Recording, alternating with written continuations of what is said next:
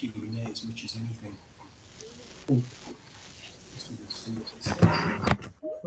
It's like it's not playing golf or something. It's not, you know, it's just wasting time for them or something that we just think. Is that everybody in, Sarah? Do you think that was waiting? Yeah, just about. So we've got people joining, but everyone who was in the lobby is now in. Good, good. We'll just give it another minute while we're still. Oh, it did the same thing 3 times in the first paragraph. I'm checking our work before I send it in. I'm checking our work before I send it in. I'm checking our work before submission. Morning, everyone. Do you mind just muting your microphones, please, just so we don't get any crosstalk or feedback? Thank you.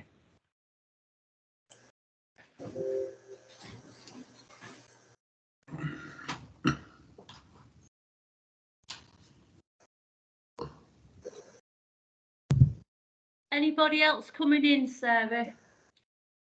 No, it's people have stopped joining for now. Okay. I guess because we've got quite a lot to get through this morning, we'll get going, and as people join, if you could just carry on admitting them, Sarah, that would be brilliant. So good morning, everybody. Thank you for coming along today for this information session on the Wave 3 bootcamp provision. This is a little bit of a double act between ourselves and the LEP, and I'm sure when we get going, we'll do introductions fully, but just for now, there's myself. My name's Michelle Stone, and I'm the skills lead for the North of Tyne Combined Authority, and leading on the procurement for the NTCA for the skills bootcamp. Eleanor, do you just want to say a bit about yourself, you and who you are from the LEP? Hi everyone, I'm Eleanor Hazel. I'm a programme manager at the North East LEP, and me and my colleague Anthea Pratt, who's another programme manager, are going to talk about one of the lots that the LEP's running within this procurement. Thanks, Eleanor. And then just for now, Judith, if you could just introduce yourself from the procurement side. Hello, I'm Judith Robson, Procurement Manager, North Tyneside Council. We carry out the procurements on behalf of the North of Tyne and the LEP. Great stuff. I think if we went through introductions with everybody, we'd spend half the meeting doing introductions. So rather than do that, we're quite happy to share a list of who's going to be involved in the contracting and the procurement exercise following this meeting.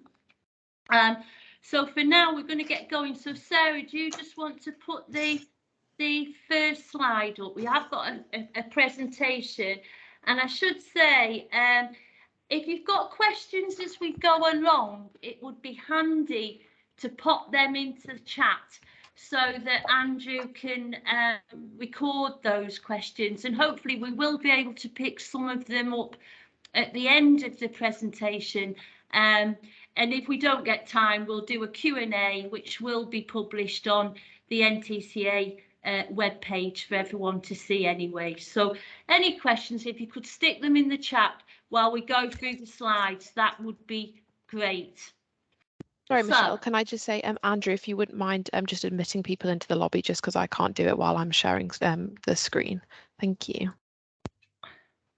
Okay. So if we just move on to the first slide then, Sarah, and it's the background to skills camps. Thank you. So basically, but I'm sure a lot of you know this already, but skills boot camps are a part of the National Skills Fund, and this is a £2.5 billion initiative to help adults train and gain skills quickly in order to get a job. Boot camps are free, flexible, up to 16 weeks for adults aged 19 plus, and they can either be in work, self-employed, recently unemployed, or returning to work after a break. And NTCA and the North East LEP have secured 7.6 million directly from the Department for Education to support the delivery of skills boot camps in the NTCA region and wider NELEP geography. And this is a really significant investment for our region, and obviously has the potential to deliver new opportunities to many of our residents who may have been previously left behind. So both the NTCA and the North East LEP are really excited about this opportunity for this investment in our area. If you could take it onto the next slide, Sarah, please. So it just the one before that, Sarah, thanks. So just in terms of the overall aims of boot camps then, they are to secure benefits for adults 19 plus, as I said before, and give them access to in-demand training. Skills boot camps do include a guaranteed interview, and that can either be for a more sustainable, higher skilled job and higher wages over time. So it's really important when you're thinking of putting in a tender to this particular opportunity that you've got those employers lined up in order to be able to offer those guaranteed interviews. Obviously, the boot camps in themselves, main benefits are for employers. We know across our region currently we've got skills shortages and actually recruitment shortages. Our businesses are really struggling to recruit in some sectors at the moment. So we're hoping this investment will address some of those issues around skills shortages and job vacancies, and enable those businesses to become more productive more quickly. The bootcamp training programmes last up to 16 weeks, and as I said before, they are based on employer and sector in-demand skills. And this is one of the things about this particular exercise, is this investment, this £7.6 million, is about in demand. This is not about future skills. This is about employers who've got jobs, vacancies and skill shortages, as we currently are at this point in time. They can be either qualification led, so a skills bootcamp can contain qualifications. However, it can also be non-regulated, and the delivery of things like industry or vendor standards. It can be training that's levelled at level 3 in most of the lots. We'll come on to that in a second. And the bootcamp should enable adults to to do training around work and other commitments, and also around other additional responsibilities, so that they can access these opportunities. So if you just take it on to the next slide. Through this procurement exercise, NTCA is going to be responsible for lots 1 to 9, and we'll explain that a little bit in more detail in a second. And the North East LEP will be responsible for lot 10. So across the lots for the NTCA, they do map across to our strategic skills plan, our inclusive economy statement and our corporate plan. So when you're putting your tender together, it might be useful to have had a read of those 3 documents, which are available on NTCA's website, in order to make sure that your proposal, if you like, is mapping across to those sort of priorities outlined in those documents. So in terms of the sort of what next, so that's the background on the boot camps. In terms of what next, the NTCA and the North East LEP are inviting this to tender. So we are going to be issuing an invitation to tender for the provision of skills boot camps, and we're really keen to do that launch on Friday. So if we don't get it up on Friday onto the portal, it will definitely go up straight away after the Monday bank holiday. But at the moment, we're going all out to launch the invitation to tender on Friday, the 29th of April. So we're really keen to see really innovative proposals which are realistic and contain sustainable options that demonstrate commitment to addressing the needs of our employers and the wider economy in the North East geography. We're looking for proposals, as I said before, that will help fill job vacancies and bring individuals closer to better jobs, including, remember as well that skills boot camps can include those that are currently in employment. So it might be a boot camp that's designed to upskill an employee group, and therefore by upskilling them you're giving them a chance at a better job or a wage rise, etc. The boot camps should absolutely always have line of sight to a job or new opportunities or contracts. So if you just, so in terms of the lots, this tender, as I said, will be going out in 10 separate lots. The first 9 will be contract managed by the North Tyne Combined Authority, and lot 10 will be contract managed by the North East Local Enterprise Partnership. And on that slide there, you can see the minimum and the maximum values for each of the lots that we're putting out. For the geographies, for the NTCA geography, that is North Tyneside, Newcastle and Northumbria. So that's businesses and residents that are within that geography. And for the North East LEP, Eleanor, it's right across, isn't it? Can you just come in there? Yes, so it's across the 7 local authorities, so it's including the 3 you mentioned, but also the 4 south of Tyne, so County Durham, Sunderland, South Tyneside and Gateshead, in addition to the North Tyne plots. Thanks, Eleanor.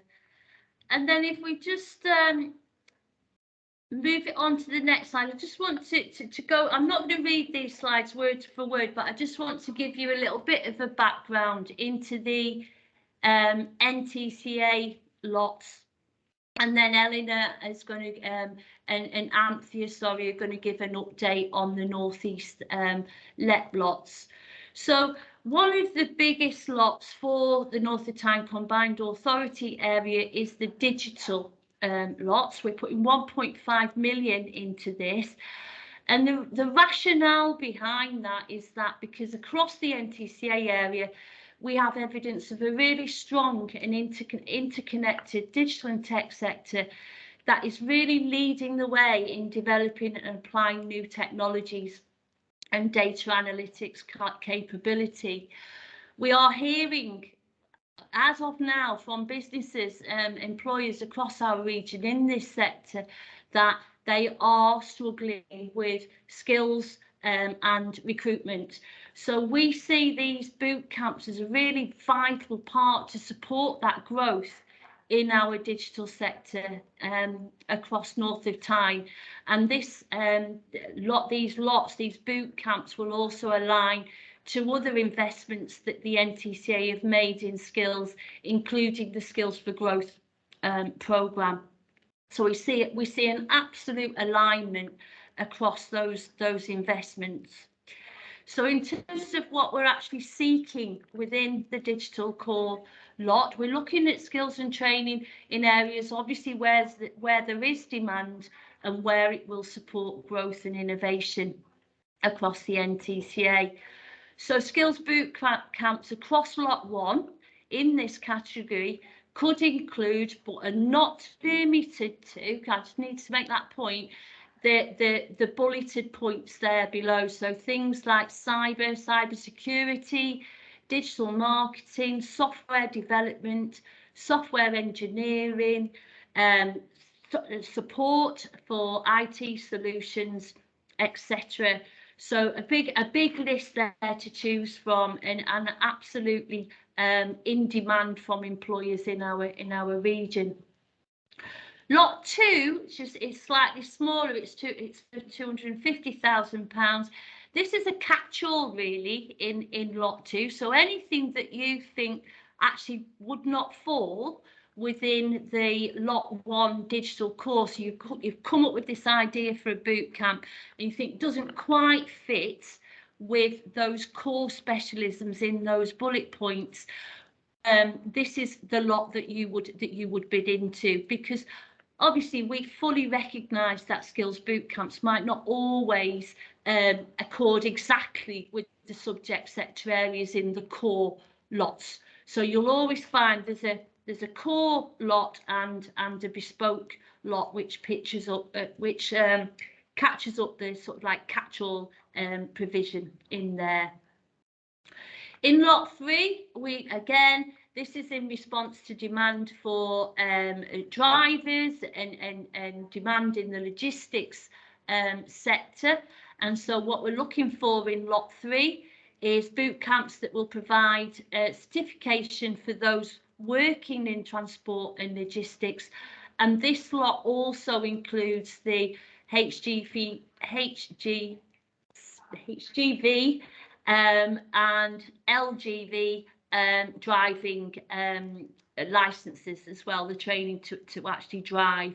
And obviously within the ITT documents that will be published on Friday, there's more detail around what can be included in lot 3. Lot 4 is a technical core lot, and in this lot we're seeking skills boot camps that will enable people to progress in work or gain an apprenticeship or even a job in areas such as engineering, and that includes development of skills to support our rail sector. Again, this is based on evidence of demand across the region in terms of what our rail sector would wants to what it needs in terms of recruitment and skills. But equally, as well as rail, we recognise that within that technical core lot, there's things like engineering, construction. It could be a boot camp on welding, coded and MIG and TIG. So again, it's about coming in onto that technical core lot with those engineering skills. And again, because we recognise that not everything that we deliver fits into that technical core neatly, there is also a technical bespoke lot, and this is for Skills Bootcamp, not falling into lot 4, but really responsive to employer demands across the NTCA region, and particularly looking at key growth sectors which are outlined in an NTCA strategic skills plan, one of those key sectors being the offshore sector. And this is technical skills for the offshore sector that are not necessarily green skills, but they're technical skills that offshore sector requires. In lot 6, we are going out with construction. Again, this is another big lot, because obviously in the NTCA region at the moment, there's a number of really high profile projects due to commence. I'm sure you're all aware of British Vault, the Northumberland line, to name just 2 of those projects that will require skills, and they'll have vacancies in this construction sector. So we're obviously looking for boot camps that will address some of those needs from those businesses, and that might be in construction management. Big skill shortage at the moment from businesses who are looking for project officers, project managers on construction sites, so a little bit higher level skills needed there. And then equally, we're hearing a lot of demand around construction trades, so sort of plumbing, dry lining, bricklaying. All of these investments that are coming into the region will need these skilled workers. And then in terms of other construction, again, it might be a skills boot camp in the operation of heavy plant equipment. So lots of opportunities in lot 6. In lot 7, this is the pathway to accelerated apprenticeships, a lot more guidance within the information ITT documents about what constitutes an accelerated apprenticeship and what the prior attainment has to be for these apprenticeships. So I'm not going to go into the detail of what constitutes an accelerated apprenticeship this morning, but if you are bidding into this lot, it will be really important to read the provider guidance on what's involved and how you map this accelerated apprenticeship to existing apprenticeship standards. So we're looking for proposals that relate to an accelerated apprenticeship pathway. And this could be in a range of roles, but as one that's certainly a good mapping one, if you like, is the Industrial Coatings Apprenticeship Programme and Non-Destructive Testing Operative Apprenticeship Programme. There's a clear route through with an accelerated apprenticeship to those programmes. But again, we're not limiting the people to this. If you've got a proposal for an accelerated apprenticeship that sits outside of those two programmes, then please do tender for it. We will be considering all tenders that come into that lot 7. And then finally, from the the next lot for the NTCA is lot 8, and this is for green skills in the NTCA region. We're all aware that our low carbon economy is predicted to grow faster than any other sector over the next decade, and that transition to a green economy for our residents and employers presents numerous opportunities. So we're looking for skills boot camps that will support that demand in the green economy, but I think it's important that you're aware that this has got to link to in-demand vacancies that are current, and some of the green skills that we know we're going to need to support our economy are more future skills. So please be aware that these are for in-demand vacancies. So the ones that we've singled out in terms of that green skills lot 8 is skills boot camps on green power. So to provide the skills in the operation and maintenance of wind turbines for the offshore wind industry. And as I said before, we've got a technical bespoke lot to support the offshore industry, but this is particularly around green power. We're also looking for proposals around green construction and buildings, and this could be skills development in retrofit, it could be energy efficiency installation, smart devices, heat pump installation, all really in-demand skills and vacancies that are current at the moment. And then the third area of our green skills lot is around green protection of natural resources. We are really fortunate across the North of Tyne Combined Authority region in having a really prolific heritage and rural sector, and we're looking for skills boot camps that are going to support that sector going forward. So these could be boot camps that support rural skills or trade-related certificates, and that could be chainsaw certificates, clearing saw, herbicide application, nature restoration, woodland management, etc., etc. So we're really looking for skills that support our rural areas of the North of Tyne Combined Authority. And then finally, for the North of Tyne Combined Authority region, we have lot 9, and this is skills boot camps to support our culture, creative and events sector.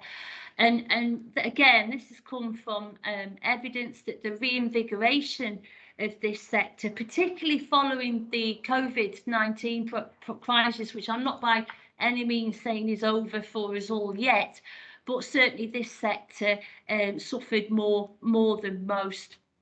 and they are key assets in the North of Tyne Combined Authority area. So we are looking for skills boot camps that include, but again, not limited to, technical skills in production, in events design and production, events health and safety, events marketing and audience development. As well as obviously wider digital marketing, design and communications. So a lot packed in there, but as I say, definitely to support the reinvigoration of that sector. Sarah, could you just go back to the construction lot for me quickly? So skills boot camps in the main have to be delivered at level 3 and above. However, in lot 6, you can deliver at level 2, particularly around the construction trades. You will be asked to outline in your tender submission the reasoning or the rationale for delivering this the boot camps in construction at level 2. But as I say, lot 6 in particular, you can deliver level 2 skills, and that information is made clearer in the ITT documents. And if you could just flip it on again, Sarah. Sorry, going forward. And on the green skills lot, again, there's an opportunity there for like technical skills and skills that are not necessarily linked to a level 3 qualification. On the final lot, which is lot 9, the skills for culture, creative and events have to be at level 3, but they are not necessarily going to be accredited at all times, particularly when we're looking at event management.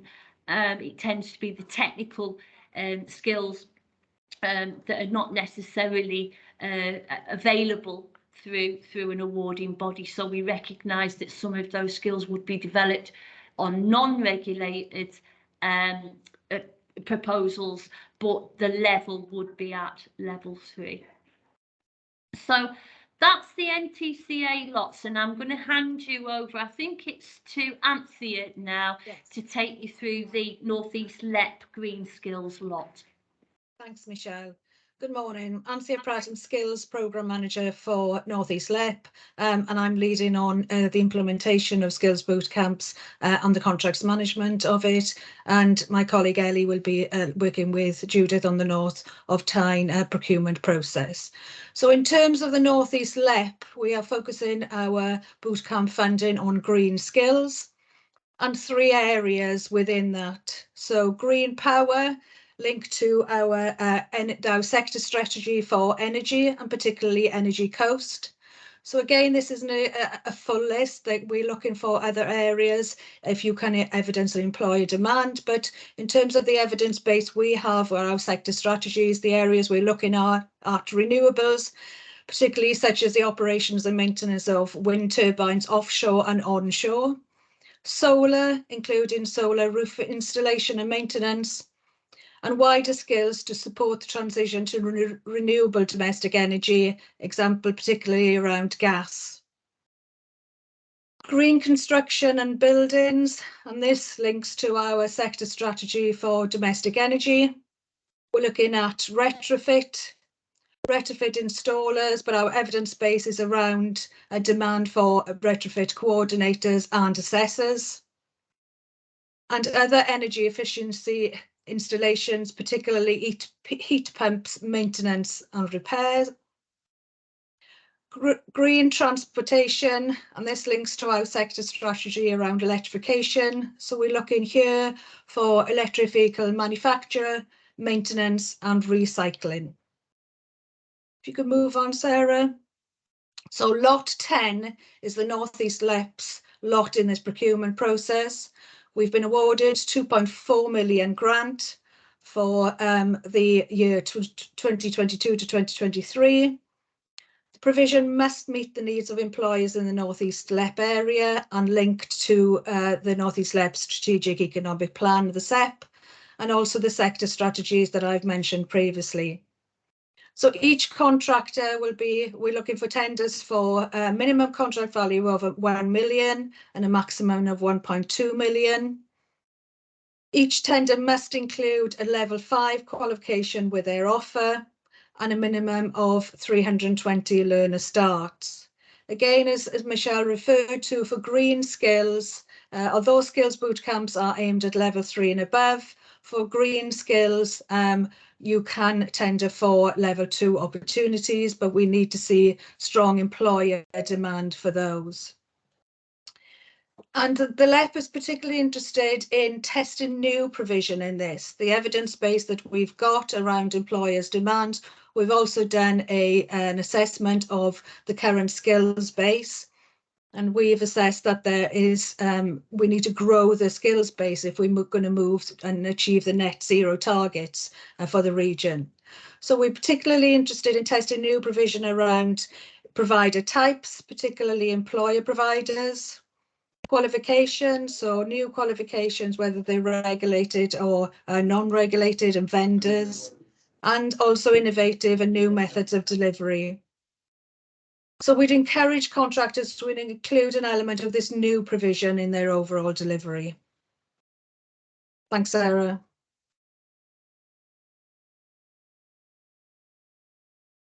Thanks there, Anthea. I'm going to hand over now to Judith, who's going to just do a couple of slides on how to tender and the portal that the North of Tyne and the NELEP will be using for this particular opportunity. Over to you, Judith.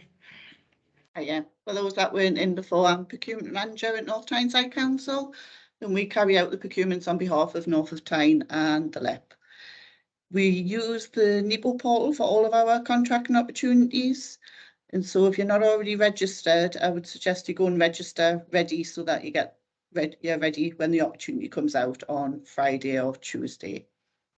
I've just put a few little links here just so that you can see quickly how you can get the opportunity and how you can get some help on actually navigating the portal, because if you haven't used it before, it's not always clear on how you do that.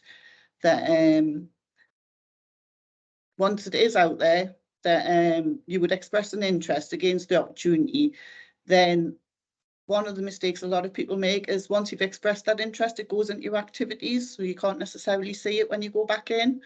So if you're just aware that if you've expressed an interest, the documents will be there to download straight away. You don't need to be waiting for anything. You can start your proposal straight away. They're not online documents, so you do need to download them.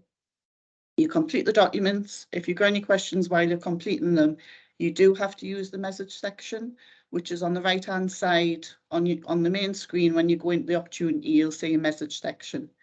If you send a message through, we do reply to everybody unless you say it's commercially sensitive.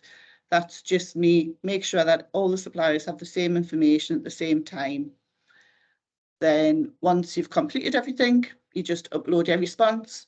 Please don't leave it till the deadline, because sometimes it'll take you longer to upload them documents than you might think. And there's not a lot we can do about it at the late stage if you've left it till the day of the return. So we will be given at least 30 days from sending the tenders out to respond, and so you should have plenty of time. Do you want us to run through the timeline? Thanks, Judith. Well, either really. I think it's just really important at this stage to say that these are indicative timelines and crucially dependent on the launch on Friday. But yeah, Judith, do you want to just go through those with everybody? Yeah, so the 29th is Friday, so if we do get them sent out on Friday, is that not 30 days? Michelle, is it? Get them back on the 23rd? No, that's deadline for clarification. Oh, for clarifications, yeah, requests, sorry. Judith. I just went into a bit of a panic there. I was thinking, what you doing? Yeah, we do set the date for clarifications earlier than the respond by date, so that we've got time to respond. So if you could have any questions in before the 23rd of May, and then the deadline be the 27th. Obviously, like I say, that'll be changed if it doesn't go out till Tuesday. Then we'll come back, we'll get together. Well, the responses will be sent out to all of the moderators to read, and then we'll get together to do a moderation meeting and evaluate them. There then has to be a delegated decision, so we'll wait for approval to award. And then the issue to intent and award will go out on the 20th of June, all going well. And there'll be a standstill period between the 20th of June and the 30th of June. And then we'll issue the award letters on the 1st of July. It all sounds really good. That's hopefully if it all goes to plan, Judith. Yeah. That's the plan. We are absolutely aiming to keep to the timelines that are illustrated on that slide. We are the only reason that they would get delayed, it would only be delayed by the bank holiday, so it wouldn't be another week or so before this is launched. It's just going to be whether we get them up there on Friday or, as I say, on the Tuesday after the bank holiday. Just before we go into some of the questions that are coming up on the chat there, just a couple more things from myself, and then I'm going to ask Eleanor or Anthony if they've got anything else to add. But in terms of the length of these contracts, this funding has been secured for now for up to the 31st of March 2023. So we've got a really short delivery timetable for this. We are told there's a possibility that the funding could be extended beyond the 31st of March, and equally we are being told that there's a likelihood that there might be more money available throughout the year to increase or extend contracts. We are going on what we've been given as a grant for now, which is the 7.6 million. And if there are any changes to that in terms of extensions or increases in funding available, we will obviously be letting you all know as and when we're told. The other caveat, the other part of the delivery timeline is about making sure that if you are submitting a tender to this particular opportunity, that your proposal is going to be good to go from that 4th of July. This, as I said, we're looking at really in demand, current skills, current vacancies that need filling. So it's going to be really important that you demonstrate that capacity and resource within your tender, that you can get started as soon as the contract starts, and you've got the means in place to deliver on the targets within your contract. Northern Tyne Combined Authority area across our investment is targeting 2,200 residents altogether with this, and we will absolutely be looking at making sure that that's deliverable through the tenders that we receive. Eleanor and Anthea, I don't know whether you have got anything you want to add as a sort of additional reminder point or what have you. No, nothing at this stage, Michelle. If there's Great. anything else comes out of the questions, thanks. Great. Yeah, as I said, the information for tender documents contain all the devil in the detail in terms of what we've been going through this morning. We certainly wouldn't have had time to take you through all of that detail. So again, it's going to be really important when the documents are launched that when you download them, please read them really, really carefully. One of the biggest mistakes bidders make is they haven't read the tender documents in full, and therefore tenders get rejected on the minor mistakes that are made because of that, not reading them in full. Particularly important that tenderers take into account those minimum and maximum contract values. Any tender, any proposal that comes in that falls below that minimum value that's assigned to any particular lot will be rejected, and any tender that exceeds the maximum contract value for that lot again will be rejected. And this can be fundamental when you're putting your pricing schedules together, that you make sure that your costings add up and all fall between those minimum and maximum contract values.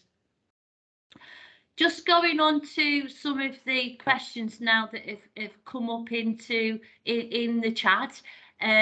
Yes, this opportunity is open for providers across the country as long as you are registered with the UK Register of Providers. And if you're not registered on that UK Register of Providers, then it's really simple just to log on and get your organisation registered on there. So Sarah, if we when we put the presentation up on the website, can we make sure that we put a link to the UK Register of Providers on there, so that if anybody's not currently registered, they can do. So yeah, so the other question there is, can providers tender for multiple lots? Absolutely can tender for multiple lots, but you cannot tender for the same boot camp in a different lot. So if you come in saying, I'm going to deliver retrofit in the green skills lot, you can then not tender to deliver the same boot camp in the technical bespoke lot. The caveat to that, of course, is between the green skills lot for NTCA and the green skills lot for the LEP. Your boot camps could be the same in those lots because it's the geography that's changed. So you might bid into the NTCA lot for the NTCA geography, but you could bid into the NELEP lot to accommodate the wider geography. But absolutely, yes, you can bid in for multiple lots. Then Richard, how wide and varied can the subject sector be within lot 5 tech bespoke? Yeah, offshore is just one example, and you've really put me on the spot because I can't think of another example, but technical boot camps are just as they say on the tin, so it could be anything from manufacturing, engineering to car mechanicking.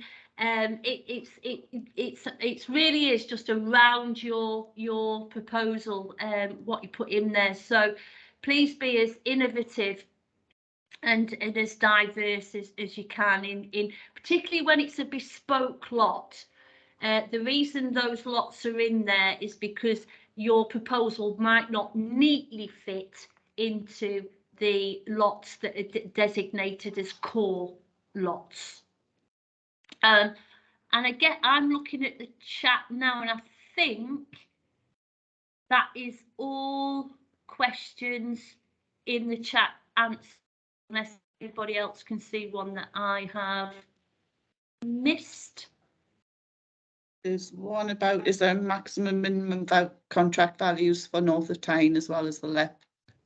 Yes, the maximum and minimum contract values for the North of Tyne are detailed in the ITT, and there'll be a maximum and minimum contract value set against each lot. the table in this presentation does, I might have skipped over it too quickly, sorry. The table in this presentation does also set out those minimum and maximum contract values for you to peruse after this session. Any others that you can see, Judith? Do you have any targets in terms of starts before end of July and end of September? We have been set targets before the end of July. We've been set a target of 20% of the overall grants by the end of July and 50% by the end of September. That is still current. However, we have only, our grant agreement was renewed on the 11th of April and reissued. So we're going to go back to the DFE for some clarity on that. But as it stands, that is the target. But we are looking for clarity from DFE on those starts. How is the payment mechanism broken down? This is all detailed in the ITT documents. And what I'll do is because I'm not 100%, I think it's 35%, and then 45%, and then a third payment of 20% on a successful outcome. I haven't got the documents in front of me, so I will confirm that in the Q&A. Is it a mix of capital and revenue? It's all revenue. Does the end of the contract in 2023 include delivery in time to secure employment outcomes? Again, I'll clarify this more clearly in the Q&A document, but no, there is usually a period for tracking those outcomes following course skills bootcamp completion. Is there flexibility within the bootcamp duration and intensity, e.g. to run less intensive bootcamps over a longer period of time, so making the opportunity accessible for larger groups of people who can't currently take a bootcamp, or is the standard DFE requirements for bootcamps? I think I probably need to digest that question and answer it more fully in the Q&A. Is that okay?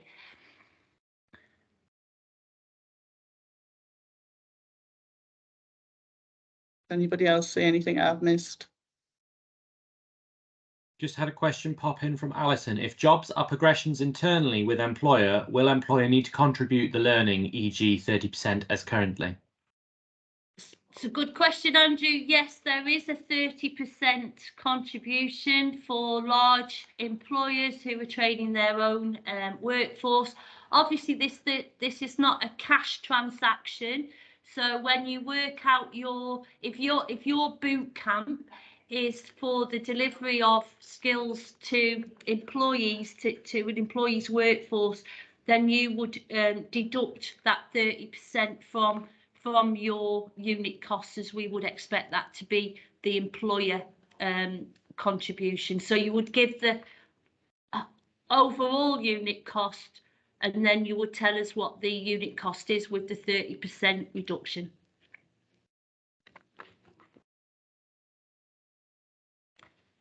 Any others popping up?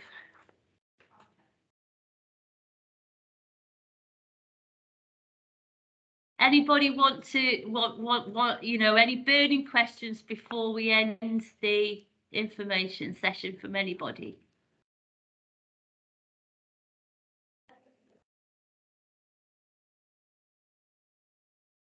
I'm going to take that as everybody's happy, and as I said, just to conclude, the presentation will be available from the NTCA website. Anthea, are you going to make it available from the NELEP site as well? Yes, we can do that, yes. Yeah. We will put a Q&A on as soon as Andrew has got time, is typed up the notes from this information session to make sure that everybody's got the answers to the questions in print. And as I said, any questions that I said I would clarify further in that Q&A, I will do that before before it's published. Really absolutely thrilled to see how many of you have come along to this information session this morning, and we are really looking forward to those proposals coming in. As I said, please make sure you're registered on NEPO, registered with the UK Register of Providers, and do look out for the launch on Friday. And if it doesn't go out on Friday, do look out for it on the Tuesday after the bank holiday Monday. And if that's all right with everybody, I'm just going to leave it there and hopefully be in touch with you all as we go forward. Thank you. Bye, everybody.